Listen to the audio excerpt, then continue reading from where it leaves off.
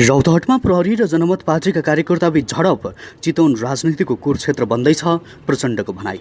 धानको मूल्य प्रति क्विन्टल 1000, सरकार बेखबर, फेरि बढ्यो इन्धनको भाउ, यति महँगो पुग्यो पेट्रोल। केराउ, मरिच, सुपारी आयातमा लाग्दै आएको प्रतिबन्ध हट्यो, ग्यासको मूल्य प्रति सिलिन्डर 50 रुपियाँ बढ्यो, केपी ओली बालुवा हुन्, उनलाई निचोरेर तेल आउँदैन, माधव नेपालको भनाई। थप कठिन बन्दै सिस्टोलमा फोहोर व्यवस्थापन, बन्चरी डाँडाको ल्यान्डफिलको निर्माण अझै पुरा भएन, श्रीके राउतका कार्यकर्ताले प्रधानाध्यापकलाई कालो मोसो दले। चीनको नयाँ भुसीमा सुरक्षा कानुन, भारतको कडा आपत्ति, यस्तो छ चीनको जवाब। काबुलमा फँसेका 32 नेपालीको उद्धार, मौसमविदहरूको आग्रह, पहाडी र उच्च हिमाली क्षेत्रका बासिन्दाले विशेष सावधानी अपनाउनु। निर्माण सामग्रीको मूल्य बढ्यो, सिमेन्टको मूल्य प्रति बोरा 125 रुपियाँसम्म बढ्छ, उद्योगीको भनाई। नयाँ श्रमिक मलेसिया जानेमा अन्यल, कक्षा 12 को नतिजा मङ्सिरभित्र 70% काम सकियो। विद्यालय तहमा कुन कुन कक्षामा लागू हुँदैछ नयाँ पाठ्यक्रम, कालापानीमा जनगणनाको माग राख्दै विप्लव कार्यकर्ताले गरे तालाबन्दी, सीमा नाकामा थप कडाई गर्ने सुरक्षा समितिको निर्णय, अब परिचय पत्र अनिवार्य। बार्सिलोनाका पूर्व कप्तान लियोनेल मेस्सीको लिग 1 मा गोलको खडेरी जारी। दर्शकवृन्द, युट्युब च्यानल इन्फो खबरको समाचार बुलेटिनमा तपाईलाई हार्दिक स्वागत छ। आज पनि केही महत्त्वपूर्ण दिनभरका काम लाग्ने समाचारको साथमा म सन्तोष कठायत उपस्थित भइसकेको छु। पुरा समाचार अत्यन्तै धेरै महत्त्वपूर्ण भएकाले अन्तिमसम्म हेरी समाचारलाई लाइक गर्न, कमेन्ट गर्न, त्यसैगरी साथीभाइमा सेयर गर्न भने नबिर्सिनुहोला। समाचारको सुरुमा नाकामा कडाई भएको प्रसङ्ग। देशको समग्र सुरक्षा व्यवस्थाबारे केन्द्रीय सुरक्षा समिति बैठकमा छलफल भएको छ। अब अवैधानिक रूपमा नेपाल प्रवेश रोक्न सीमा नाकामा थप कडाई गर्ने निर्णय समिति बैठकमा भएको छ। कडाई गर्नका लागि नाकामा सीसीटीभी जडान गर्ने, नाकामा आउटजाउट गर्दा अनिवार्य रूपमा परिचय पत्र देखाउनु पर्ने व्यवस्था गर्ने, अध्यागमन एवं सुरक्षा निकायको परिचालन अझ प्रभावकारी गराउने निर्णय बैठकमा भएको छ। बैठकमा अफगानी नागरिक र अन्य देशका नागरिक कति छन् भन्ने बारेमा सुरक्षा निकायका प्रमुखहरूले कार्यवाहक प्रधानमन्त्रीलाई ब्रिफिङ गरेका थिए। त्यसैगरी अब अर्को समाचार, सरकारले फेरि इन्धनको भाउ बढाएको छ। गए रातिदेखि लागू हुने गरी नेपाल आयल निगमले खाना पकाउने ग्यास सहित पेट्रोल, डिजेल, मट्टीतेल र हवाई इन्धनको भाउ बढाएको हो। अन्तर्राष्ट्रिय बजारमा पेट्रोलियम पदार्थको भाउ निरन्तर बढिरहेकाले घाटा कम गर्न भन्दै निगमले स्वचालित मूल्य कार्यविधि 2071 ले तोके अनुसार पेट्रोलको मूल्य 133 रुपियाँ कायम गरेको छ। त्यसैगरी डिजेल, मट्टीतेलको मूल्य प्रति लिटर 3 रुपियाँले बढेर 116 रुपियाँ पुगेको छ। आन्तरिक तथा बाह्य हवाई इन्धनमा साबिकको बिक्री मूल्यमा प्रति लिटर 10 रुपियाँले बढाएर आन्तरिक हवाई इन्धनको मूल्य प्रति लिटर 96 रुपियाँ पुगेको छ। त्यस्तै एलपी ग्यासमा साबिक बिक्री मूल्यमा प्रति सिलिन्डर 50 रुपियाँले बढाएर 105 रुपियाँ कायम गरिएको छ। त्यसैगरी अब अर्को समाचारतर्फ लागौँ। कक्षा 12 को परीक्षाको नतिजा मङ्सिरभित्र सार्वजनिक हुने राष्ट्रिय परीक्षा बोर्डले जनाएको छ। शिलापत्रसँग कुराकानी गर्दै प्रवक्ता जङ्गबहादुर अर्यालले उत्तर पुस्तिकाको आन्तरिक जाँच अन्तिम चरणमा पुगेकाले मङ्सिरभित्रै नतिजा आउने बताएका छन्। हामीले 70% काम सकिसकेका छौँ, तिहार आइसकेकाले केही दिन ढिलो होला, जे होस् मङ्सिरभित्र नतिजा निकाल्ने गरी काम गरिरहेका छौँ, उनले भने। कक्षा 12 को परीक्षा भदौ 30 देखि असोज 8 गतेसम्म चलेको थियो। त्यसैगरी आगामी शैक्षिक सत्र 2069 देखि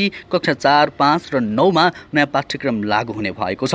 कक्षा 4, 5 र 9 को परीक्षण भएका पाठ्यक्रम मासमा लैजाने निर्णय भएको छ। पाठ्यक्रम विकास केन्द्रका निर्देशक गणेश भट्टराईले भने आगामी शैक्षिक सत्रदेखि पाठ्यक्रम लागू हुन्छ। प्राविधिक धारका 9 र 12 का पाठ्यक्रम परिवर्तन गर्ने निर्णय भएको पनि उनले बताएका छन्। त्यसैगरी अब अर्को समाचारतर्फ लागौँ। नेकपा एकीकृत समाजवादीका अध्यक्ष माधव कुमार नेपालले तत्कालीन प्रधानमन्त्री केपी शर्मा ओलीको राजतन्त्र र भारतसँग साँठगाँठ रहेकाले पटक पटक संसद विघटन गरेको आरोप लगाएका छन्। शुक्रबार नेकपा यसको स्याङ्जा जिल्ला पार्टी कार्यालय उद्घाटन गर्दै अध्यक्ष नेपालले ओलीलाई यस्तो आरोप लगाएका हुन्। त्यस्तै उनले ओली गलत बाटोमा हिँडेकाले उनलाई सुधार्न धेरै पहल गरेको पनि बताए। उनले भनेका छन्, केपी ओली बालुवा हुन्, उनलाई निचोरेर तेल आउँदैन, उनलाई मान्छे बनाउन खोज्नु नै हाम्रो मूर्खता हो। त्यसैले ओलीले कोरोना कोषको रकम खर्च गरेर बालुवाटारमा हेलिप्याड बनाएको बताए। नेपालले कोरोनाको कोषको बजेट दुरुपयोग गर्दै हेलिप्याड बनाएको बताउँदै ओली नेतृत्व सरकारले चरम भ्रष्टाचार गरेको पनि बताएका छन्। त्यसैगरी अब अर्को समाचारतर्फ लागौँ। रौतहटको सदरमुकाम गौरमा प्रहरी र जनमत पार्टीका कार्यकर्ताबीच झडप भएको छ।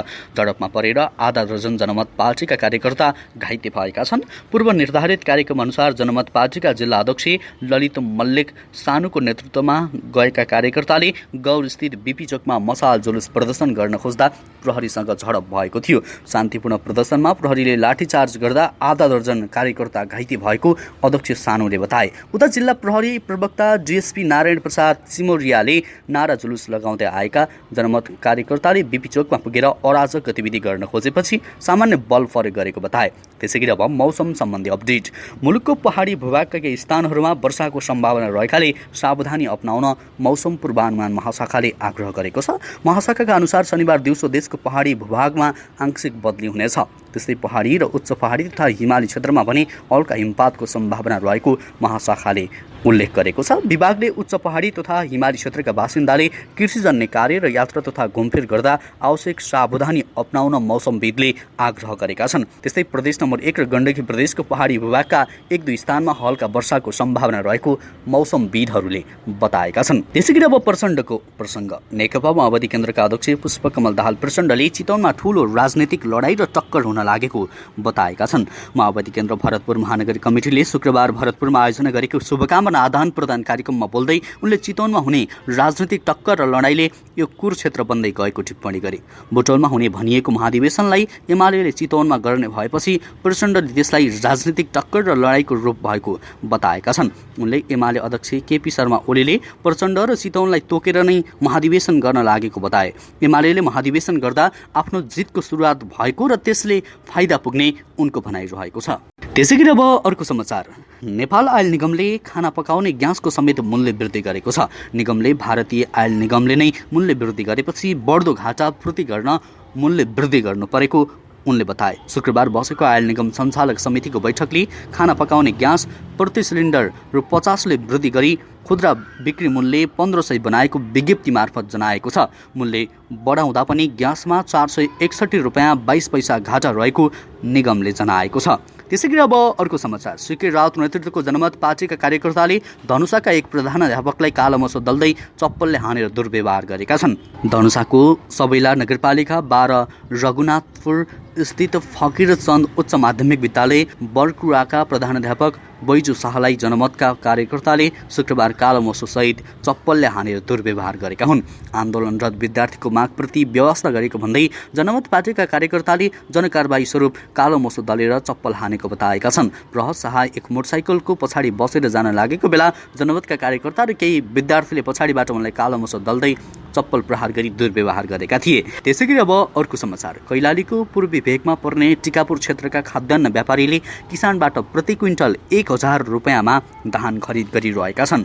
बाढीका कारण धान भिजेर बिग्रेको भन्दै थोरै मूल्य दिन नसकेको उनीहरूको भनाइ छ। जानकी गाउँपालिकाको दुर्गौलीमा धान खरिद गर्ने रघु उपाध्यायले भने धान हेरेर मूल्य निर्धारण गर्ने गरेका छौँ। कम्तीमा 1000 रुपियाँमा धान किनिरहेका छौँ। नभिजेको र राम्रोसँग केलाइएको धानलाई भने 2000 रुपियाँसम्म दिएका छौँ। धान बेचेर किसान हिउँदे बाली लगाउने तयारीमा जुटिरहेका छन्। हिउँदे बालीका लागि मल बिउ किन्न पनि सस्तैमा धान बेच्नु परेको किसानहरूको दुखेसो रहेको छ। जानकी 6 का किसान भोजराज चौधरीले बाढीले धान भिजाएकाले बेच्दा त्यसको लगानी पनि नउठेको सुनाए। धानको न्यूनतम मूल्य सरकारले तोके पनि हामीले सस्तोमा धान बेच्नुपर्ने बाध्यता छ। मल बिउ र श्रमको हिसाब गर्दा किसानलाई घाटा भएको छ। सरकारले तोकेको मूल्य पाएको भए पनि हुन्थ्यो, त्यो पनि छैन। त्यसैगरी अब अर्को समाचार। सिसडोलमा फोहोर व्यवस्थापन गर्नु आगामी दिनमा थप कठिन हुने भएको छ। उक्त स्थानमा 14 वर्षदेखि काठमाडौँ उपत्यकामा 18 स्थानीय तहको फोहोर व्यवस्थापन हुँदै आएको छ।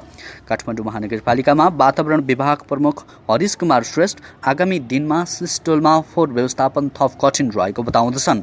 श्रेष्ठ सहितको टोली आज सिस्टोलको स्थलगत अनुगमनमा गएको थियो। उक्त स्थलमा यसअघि पनि पटक पटक फोहोरको डिस्कोलाई माटोले पुरेर व्यवस्थापन गरिएको थियो। आउने दिनमा पनि त्यो अवस्था नरहेको श्रेष्ठको भनाइरहेको छ। सिस्टोलभन्दा 2 किलोमिटर पर बन्सरी डाँडामा निर्माणाधीन दीर्घकालीन ल्यान्डफिल साइटको काम अझै पुरा नहुँदा थप समस्या भएको महानगरको भनाइरहेको छ। त्यसैगरी अब रोजगारीको प्रसङ्ग। नेपाली दूतावासले नयाँ श्रमिक मलेसिया जान सक्ने बारे कुनै पनि औपचारिक जानकारी नआएको बताएको छ। दूतावासले एक विज्ञप्ति जारी गर्दै मलेसियाको रोजगारी खुलेको र दूतावासबाट मागपत्र प्रमाणीकरण भइरहेको भन्ने विषयमा ध्यान आकर्षण भएको पनि पनि बताएका छन्। भिसाको अवधि भएकाले मलेसियाको अध्यागमन विभागबाट स्वीकृति लिएर 7 दिनको क्वारेन्टिन बस्ने गरी मलेसिया जान सक्नेछन्। मलेसियाले आवागमन नियन्त्रण लागू गरेदेखि नै दूतावासले स्थगित गरेको मागपत्र प्रमाणीकरणको काम अहिलेसम्म पनि सुरु भएको छैन। यो समाचार आजको गोरखापत्र दैनिकमा छापिएको छ। त्यसैगरी अब अर्को समाचार। नेत्र विक्रम चन्द विप्लव नेतृत्वको नेपाल कम्युनिस्ट पार्टीका कार्यकर्ताले यहाँ स्थित जनगणना कार्यालयमा तालाबन्दी गरेका छन्। शुक्रबार उनीहरूले कालापानी, लेपुलेक र लिम्पियाधुरा समेत जनगणना गर्नुपर्ने माग राख्दै गर्दा तालाबन्दी गरेका हुन्।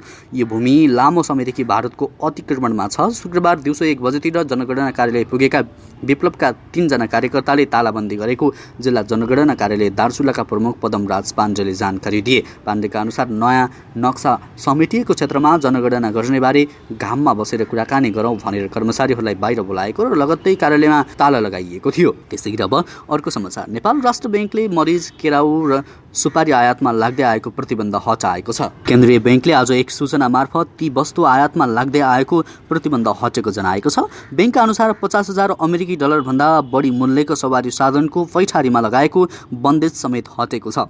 राष्ट्र ब्याङ्कको विदेशी विनिमय व्यवस्थापन विभागले एकीकृत परिपत्र 2076 मा संशोधन गर्दै त्यस्तो बन्देज तत्काललाई हटाइएको जानकारी गराएको छ। केन्द्रीय ब्याङ्कले केराउको पैठारीमा लगाएको पूर्ण बन्देजलाई हटाई चालु आगामी वर्षका लागि कुल 80,000 मेट्रिक टन परिणाम ननाग्ने गरी व्यवस्था गरिएको कार्यकारी निर्देशक रामु पौडेलले जानकारी दिए। त्यसैगरी अब अर्को समाचार। गण्डकी प्रदेशको लाइफलाइन मानिएको बेनी जोमसोम कोरोला सडक खण्ड स्तरोन्नति गर्न दैनिक 10 घण्टा बन्द गरिने भएको छ। नियमित सडक सञ्चालन गर्दा विस्तारमा समस्या भएपछि आज बिहानदेखि अर्को सूचना जारी नहुँदासम्म सवारी साधन र काम गर्ने गरी बिहान दिउँसो गर्ने गरी दैनिक 10 घण्टा सडक बन्द हुने जिल्ला प्रहरी कार्यालय म्याग्दीले जनाएको छ। सडक स्तरोन्नतिका लागि मुस्ताङको सिमानामा पर्ने म्याग्दीको अन्नपूर्ण गाउँपालिका 3 दानाको काभ्रे भिरमा मर्मत र सवारी साधन एकसाथ आवतजावत गर्न नसक्ने तथा चलाउँदा पनि अत्यन्तै जोखिमयुक्त हुने भएकाले जोखिमबाट सम्भावित दुर्घटना रोक्न सवारी आवागमन बन्द गर्नु परेको प्रहरी नायब उपरीक्षक श्याम कुमार राईले बताए। त्यसैगरी अब अर्को समाचार। चीनले हालै आफ्नो नयाँ सीमा सुरक्षा कानुन जारी गरेको छ। त्यसप्रति भारतले आपत्ति जनाएपछि चीनले जवाफ दिएको छ। उनले विद्यमान सीमा सन्धि र सीमा सम्बन्धी प्रश्नमा आफ्नो अडान परिवर्तन नगर्ने बताएको हो। चीनको विदेश मन्त्रालयका प्रवक्ताले भारतको नाम नलिई भनेका छन्। कुनै पनि देशले चीनको आन्तरिक कानुनको बारेमा अनुमान र आशंका गर्नबाट टाढै बस्नुपर्छ। नयाँ कानुन अक्टोबर 23 मा चीनको राष्ट्रिय जनकाङ्ग्रेसको स्थायी समितिले पारित गरेको थियो। चीनको आधिकारिक समाचार एजेन्सी सिन्हाको रिपोर्टका अनुसार यस कानुनको उद्देश्य भूमिसँग सम्बन्धित सीमाहरूको संरक्षण र प्रयोग गर्नु पनि हो।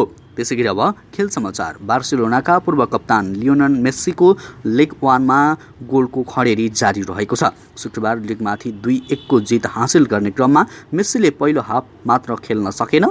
उनको मांसपेशीको समस्याका कारण उनलाई सब्स्टिट्युट गरिएको थियो। यसको अर्थ लिग 1 का 5 खेलमा उनले एक पनि गोल गर्न सकेका छैनन्। मेस्सीले यो सिजन लिगमा गोलको खाता खोल्न बाँकी रहेको छ, तर च्याम्पियन लिगमा भने उनी उत्कृष्ट फर्ममा रहेका छन्।